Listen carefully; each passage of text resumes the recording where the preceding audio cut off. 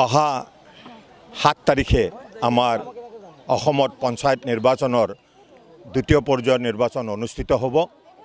আৰু ইতিমধ্যে আপোনাসকলে দেখিছে যে ৰাইজৰ পূৰ্ণ সঁহাৰি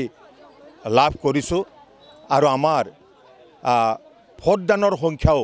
আমাৰ ৰেকৰ্ড সংখ্যক ভোটদান আমাৰ এই অঞ্চলত হ'ব আৰু দ্বিতীয় পৰ্যায়ৰ নিৰ্বাচনত আমি আশা কৰিছোঁ যে ৰেকৰ্ড সংখ্যক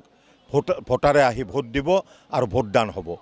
যেহেতু ভোটদান আমাৰ অধিকাৰ গণতান্ত্ৰিক অধিকাৰ গতিকে এই অধিকাৰ সকলোৱে পালন কৰিব লাগিব আৰু সকলোৱে পালন কৰিব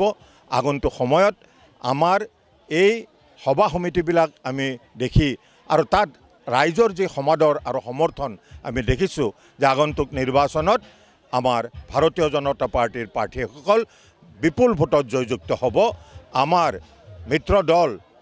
অসম গণ পৰিষদৰ প্ৰাৰ্থীসকল বিপুল ভোটত জয়যুক্ত হ'ব আৰু